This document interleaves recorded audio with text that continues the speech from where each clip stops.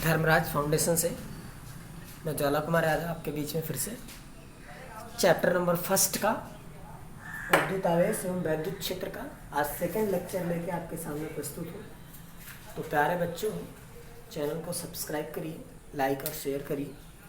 आपके बीच में आज हम सेकंड लेक्चर लेके आए हैं जिसमें हम सबसे पहली बात करेंगे वैद्युत क्षेत्र की, इलेक्ट्रिक फील्ड की बात करेंगे, जिसे हम शॉर्ट में E.F लिख सकते हैं।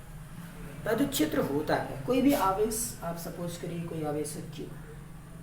अब इसके चारों तरफ का वह क्षेत्र, इसके चारों तरफ का वह क्षेत्र जहाँ कोई धन परीक्षण आवेश या कोई भी आवेश इसके प्रभाव का अनुभव करता है।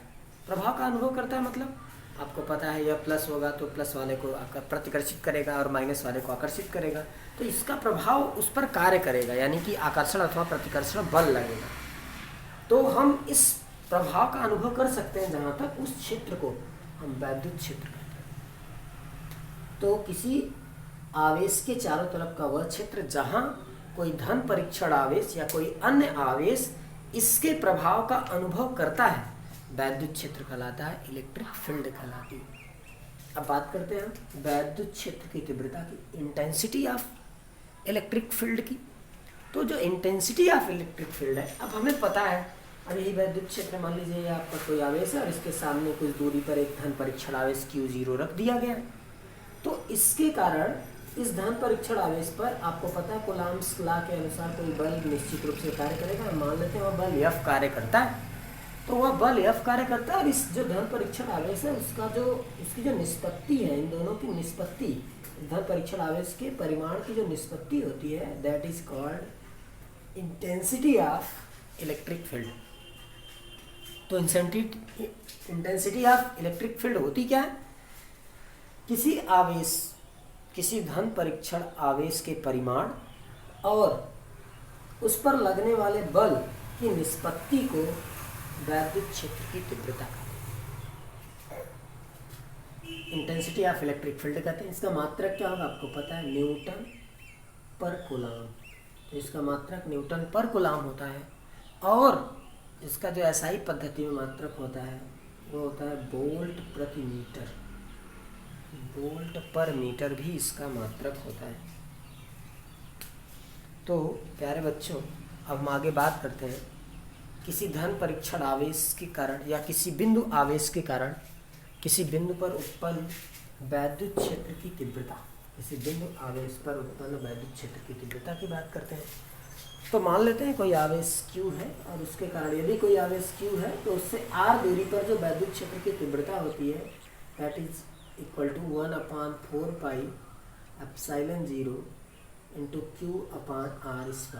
इसे अगर हम और निकालना चाहते हैं तो आप क्या जानते हैं, आपको पता है, अगर इसे आप निकालना चाहते हैं तो आपको अभी हमने बताया वैद्युत क्षेत्र की तीव्रता E इक्वल टू F/Q0। अब यहाँ से अगर हम E की वैल्यू निकालना चाहें तो आपको पता है कोई दो परीक्षण, एक Q है और दूसरा Q0 है, एक दूसरे से आप दूरी पर रखें हैं। तो F के लिए कूलॉम्स लॉ से आप F जानते हैं, F होता है 1/4 pi epsilon 0 into Q1 Q2 यानी कि Q इंटू Q0/R² के अपान Q0 रख देंगे। Q0 से Q0 की कहानी समाप्त हो जाएगी। जो आपके पास बचेगा वो आपका हो जाएगा E equal to 1/4 pi epsilon 0 Q/R² newton पर कूलॉम या वोल्ट पर मीटर। अब बात करते हैं वैद्युत बल रेखाओं की। वैद्युत बल रेखाएं क्या होती हैं? तो जो वैद्युत बल रेखाएं होती हैं किसी वैद्युत क्षेत्र में खींची गई वह निष्कोण काल्पनिक वक्र होती हैं या सीधी सरल रेखाएं होती हैं जिन पर धन परीक्षण आवेश स्वतंत्र एवं पृथक्कृत रूप से गति करते रहते हैं, वैद्युत बल रेखाएं कहलाती हैं। वैद्युत बल रेखाओं की गुणों की बात कर लेते हैं। तो वैद्युत बल रेखाएं सदैव धन आवेश पर समाप्त शुरू होती हैं और ऋण आवेश पर समाप्त हो जाती हैं। दूसरा, वैद्युत बल रेखाएं एक निष्कोण काल्पनिक वक्र रेखाएं होती हैं। तीसरा, वैद्युत बल रेखाएं कभी एक दूसरे को काटती नहीं है। यदि एक दूसरे को काटेंगी तो एक ही बिंदु पर वैद्युत क्षेत्र की दो दिशाएं प्राप्त हो जाएंगी, जो कि असंभव है, जो संभव नहीं है। वैद्युत बल रेखाओं के किसी भी बिंदु पर खींची गई जो स्पर्श रेखाएं होती हैं वह उस पर वैद्युत क्षेत्र की दिशा को प्रदर्शित करती है। उस बिंदु पर वैद्युत क्षेत्र की दिशा को प्रदर्शित करती है। तो यह वैद्युत बल रेखाओं के गुण हैं। आगे बात करते हैं वैद्युत द्विध्रुव की। वैद्युत द्विध्रुव की, इलेक्ट्रिक डाइपोल्स की। क्या होते हैं इलेक्ट्रिक डाइपोल्स? आपको मान लीजिए एक चार्ज है Q प्लस Q है और दूसरा सेम, इनका जो परिमाण है वह सेम है, प्लस Q है तो दूसरा माइनस Q, और एक दूसरे से अत्यंत अल्प दूरी पर रख दिए जाए। मान लीजिए 2L अल्प दूरी है जिस पर रख दिए जाते हैं। तो यह जो निकाय बनाते हैं, जो सिस्टम बनाते हैं, उस सिस्टम को हम इलेक्ट्रिक डाइपोल कहते हैं, वैद्युत द्विध्रुव कहते हैं। तो वैद्युत द्विध्रुव क्या होता है? समान परिमाण परंतु विपरीत आवेश के दो आवेशों को एक दूसरे के अत्यंत निकट रख देने पर जो निकाय बनता है उसे हम वैद्युत द्विध्रुव कहते हैं। जैसे आप जानते हैं HCl, H पॉजिटिव होता है और Cl नेगेटिव होता है। इस पर एक नेगेटिव चार्ज तो इस पर एक positive charge. HBr, H positive होता है तो Br नेगेटिव होता है। तो ये सब NaCl, Na पॉजिटिव होता है तो Cl नेगेटिव होता है। ये सब मिलके बनाते हैं वैद्युत द्विध्रुव। बात करते हैं आगे वैद्युत द्विध्रुव आघूर्ण की। वैद्युत द्विध्रुव आघूर्ण होता है। अब मान लेते हैं कोई वैद्युत द्विध्रुव, हमने बता दिया एक प्लस Q आवेश से मिलकर बना है और दूसरा है माइनस Q आवेश। उनके बीच की दूरी है अल्प 2L है। तो एक निकाय है जो वैद्युत द्विध्रुव बना रहा है। तो वैद्युत द्विध्रुव आघूर्ण होता क्या? किसी एक का परिमाण ले लीजिए, चाहे आप इसमें से Q ले लीजिए, इसको ले लीजिए, इसका परिमाण एक ही लोगे, प्लस या माइनस तो दिशा बताता है, तथा इनके बीच की दूरी का जो गुणनफल होता है दैट इज कॉल्ड वैद्युत द्विध्रुव आघूर्ण। इसे हम वैद्युत द्विध्रुव आघूर्ण कहते हैं, जिसे P से प्रदर्शित करते हैं। तो किसी वैद्युत द्विध्रुव के एक आवेश के परिमाण और उनके बीच की दूरी के गुणनफल को वैद्युत द्विध्रुव आघूर्ण कहते हैं। इसे P से प्रदर्शित करते हैं। इसका मात्रक कूलाम मीटर होता है। अब वैद्युत द्विध्रुव आघूर्ण जो होता है, इस वैद्युत द्विध्रुव आघूर्ण की बात कर लें तो कोई भी वैद्युत द्विध्रुव आघूर्ण है, मान लीजिए कोई वैद्युत द्विध्रुव है, तो उसके निकट हम वैद्युत क्षेत्र की तीव्रता की गणना की बात करेंगे। तो आपको पता है, आप ले लीजिए कोई वैद्युत द्विध्रुव ले लीजिए। मान लीजिए कोई वैद्युत द्विध्रुव है जो प्लस Q और माइनस Q दो बिंदु आवेशों से मिलकर बना है। अब अगर यह दो बिंदु आवेशों से मिलकर बना है जिनके बीच की दूरी आपको पता है ऑलरेडी 2L है, और उनका जो केंद्र है वह O है। आपको पता है अगर केंद्र से दूरी लोगे तो आप L इधर होगा और एक L इधर होगा, तभी तो मिलकर 2L होगा। अब यह कोई वैद्युत द्विध्रुव है आपके पास और आपको इसके निकट वैद्युत क्षेत्र की तीव्रता ज्ञात करनी है। तो आप कुल 3 स्थितियों में इसके निकट वैद्युत क्षेत्र की तीव्रता ज्ञात करते हैं। एक अच्छी स्थिति मतलब इसके अक्ष के सीधे यहाँ पर कोई पॉइंट हो सकता है या इधर कोई पॉइंट हो सकता है, तो हम कहीं पर भी किसी पॉइंट पर भी ले सकते हैं। हम मान लेते हैं कोई पॉइंट P है जिस पर हमें वैद्युत क्षेत्र की तीव्रता यहाँ निकालनी, या इसके ऊपर यहाँ कहीं निकल सकती थी। ऐसे यहाँ कोई पॉइंट P लिया जा सकता था तो यहाँ पर वैद्युत क्षेत्र की तीव्रता निकाली जा सकती थी। तो और एक व्यापक स्थिति है, कहीं पर भी कोई पॉइंट है आप निकालिए। तो वैद्युत द्विध्रुव के निकट जो वैद्युत क्षेत्र की तीव्रता ज्ञात करने के लिए स्थितियाँ हैं, कुल 3 स्थितियाँ, जिसमें हम सबसे पहली स्थिति की बात करेंगे अच्छी स्थिति की, जिसे हम अनुदैर्ध्य स्थिति भी कहते हैं। तो अनुदैर्ध्य स्थिति या अच्छी स्थिति जिसे कहते हैं, तो हम एक पॉइंट P ले लेते हैं, इस पर हम कोई धन परीक्षण आवेश मान लीजिए Q0 रखा हुआ है और आप इस बिंदु पर वैद्युत क्षेत्र की तीव्रता की गणना करना चाह रहे हैं। अब तो इस प्लस Q आवेश या प्लस Q हमेशा प्लस को धक्का देता है, आपको पता है। इस पर जो वैद्युत क्षेत्र की तीव्रता होगी उसकी दिशा सदैव आपको पता है कि ये धक्का देगा, तो यानी कि इसकी दिशा होगी O से P की ओर, यानी कि इसकी दिशा होगी O से P की ओर। और यह प्लस, यह जो माइनस है, इस प्लस को अपनी तरफ खींचेगा तो इसकी दिशा होगी माइनस Q के कारण जो इसकी दिशा होगी वह होगी P से O की ओर, यानी कि P से O की ओर इसकी दिशा होगी। तो इसकी दिशा P से O की ओर और इसकी दिशा O से P की ओर। अब हम मान लेते हैं कि इसके जो मूल बिंदु है, जो इसका केंद्र बिंदु है, उससे R दूरी पर यह बिंदु स्थित है। अब आप ध्यानपूर्वक देखिएगा, अगर R बिंदु पर यह बिंदु स्थित है तो यहाँ से Q से O तक की दूरी L है, तो हम अगर प्लस Q से ये दूरी लेंगे तो L दूरी कम हो जाएगी। L दूरी कम हो जाएगी तो प्लस Q से ये जो दूरी होगी that is equal to R minus L। और यदि हम यहाँ O तक R है और यहाँ तक L है, तो यदि माइनस Q से लेंगे तो ये दूरी हो जाएगी R प्लस L। चित्र से आप ध्यानपूर्वक देख लीजिएगा। अब हमें क्या करना है, अब प्लस Q आवेश के कारण हम P बिंदु पर वैद्युत क्षेत्र की तीव्रता निकालेंगे। तो वैद्युत क्षेत्र की तीव्रता की परिभाषा से आपको पता है, इस बिंदु पर जो वैद्युत क्षेत्र की तीव्रता होगी इसे हम E1 मान लें, तो E1 इक्वल टू 1/4πε0 आपको पता है इंटू Q/r²। तो यहाँ जो दूरी है that is equal to R minus L, तो हो जाएगा Q/r माइनस एल का होल स्क्वायर। और इसकी दिशा क्या होगी आपको हमने ऑलरेडी दे दिया भैया, O से P की ओर। अब बात करते हैं माइनस Q आवेश के कारण बिंदु P पर उत्पन्न वैद्युत क्षेत्र की तीव्रता की, that is E2 equal to आपको मिल जाएगा 1/4πε0 इंटू Q/, अब जरा दूरी देखिए R प्लस एल हो जाएगी, तो R प्लस एल का होल स्क्वायर हो जाएगी। परंतु इसकी दिशा आपको पता है, माइनस हमेशा प्लस को अपनी तरफ खींचता है, तो इसकी दिशा होगी P से O की ओर। अब चूंकि इनके जो दिशाएं हैं विपरीत हैं, तो हम जब इनका परिणामी निकालेंगे, अतः बिंदु P पर उत्पन्न परिणामी वैद्युत क्षेत्र की तीव्रता that is E equal to, चूंकि दिशाएं विपरीत हैं अतः इनका एक दूसरे से माइनस हो जाएंगे, P E equal to E1 minus E2 हो जाएगा।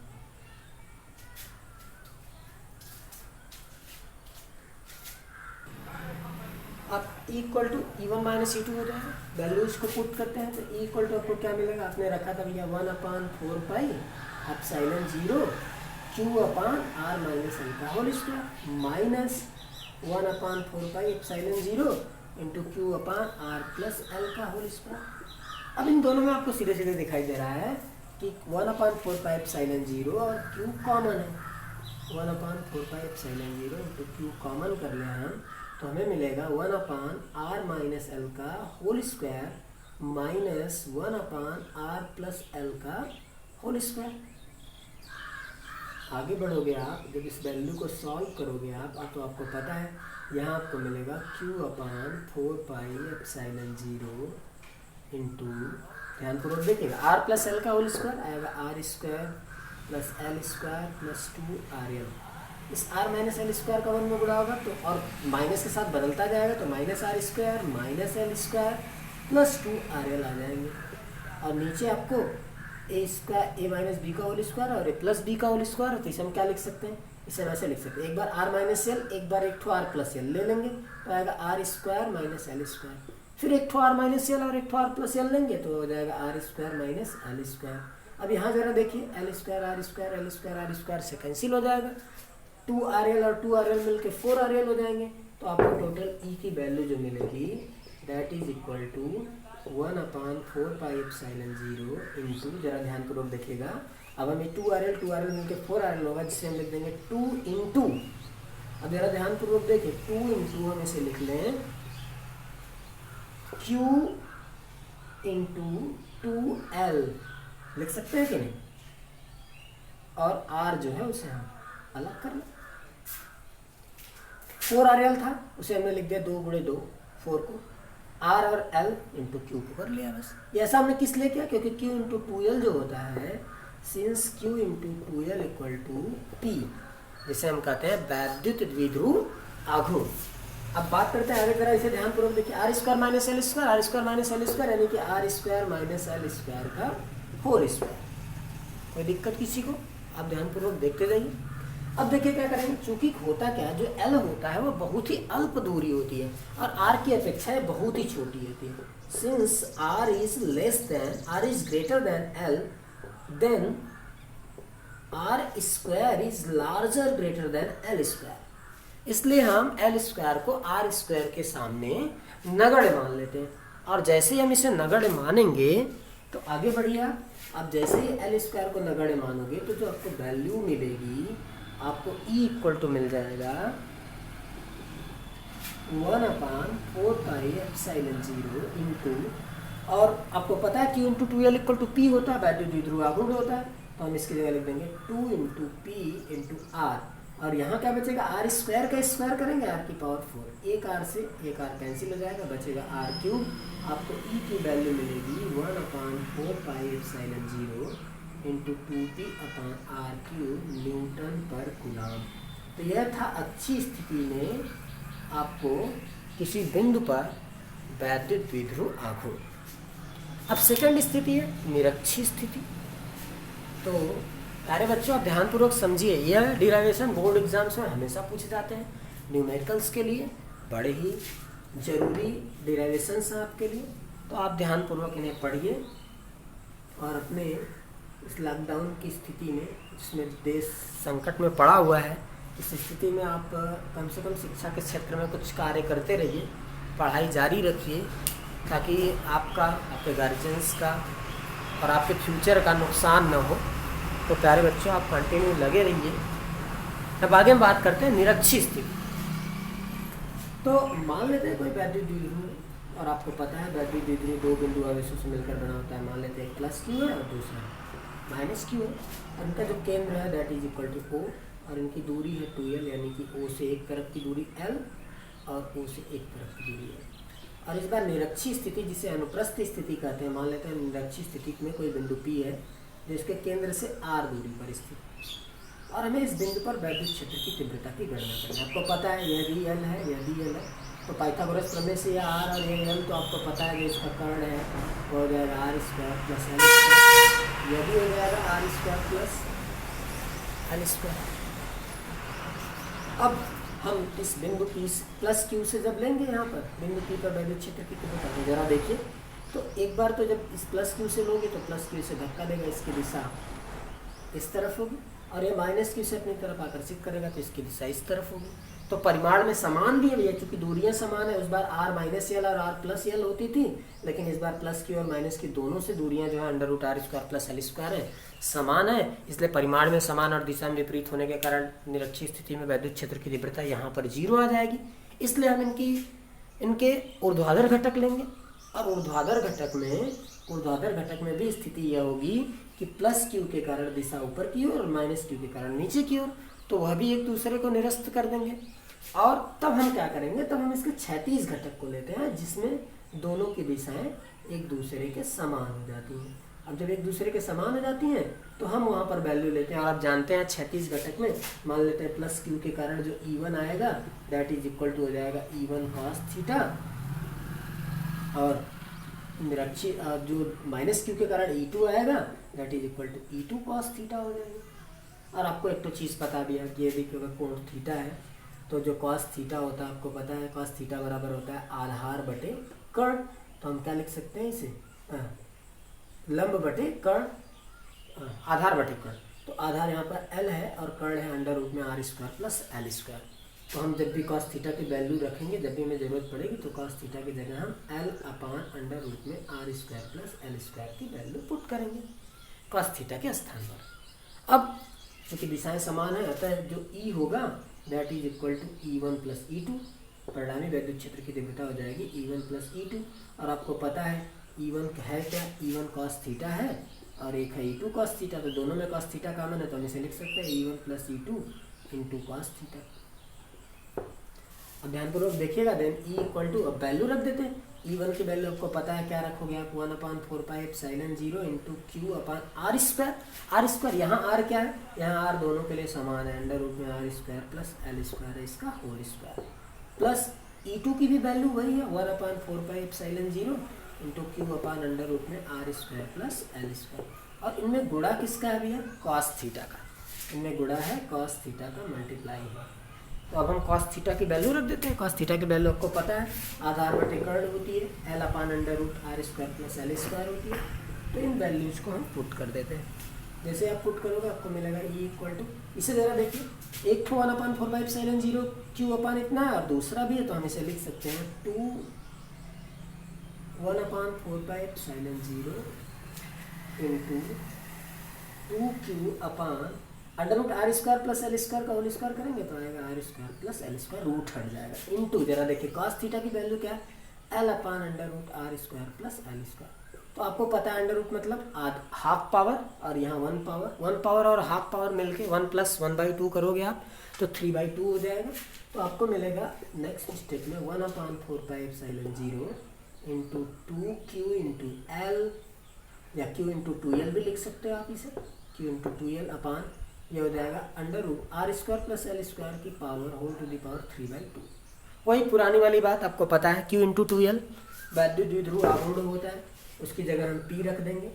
और क्या जानते हैं हम, और हम जानते हैं r is since q into 2l equal to आपको पता है p है और r is greater l than r square is larger greater L square, इसलिए एल स्क्वायर का एलिमिनेट कर देंगे, उसे हम नगण्य मान लेंगे। जैसे हम उसे निगलेक्ट करेंगे हमको वैल्यू क्या मिलेगा, मिलेगा E = 1/4πε0 into q into 2l की जगह हम p रख देंगे अपान r स्क्वायर की पावर 3/2। 2 पावर से 2 पावर कैंसिल हो जाएगी और आपको मिलेगा 1/4πε0 इंटू p अपान r का क्यूब। उस बार क्या था, उस बार था ये 2p था और यहाँ पर p आता है। तो निरक्षीय स्थिति में जो वैद्युत क्षेत्र की तीव्रता आती है that is equal to 1/4πε0 p upon r cube newton per coulomb, r volt पर मीटर भी कहते हैं इसे। तो मेरे प्यारे बच्चों, वीडियोज को शेयर करिए, लाइक करिए और चैनल को सब्सक्राइब करिए। देन थैंक्स, नेक्स्ट क्लास में मिलते हैं।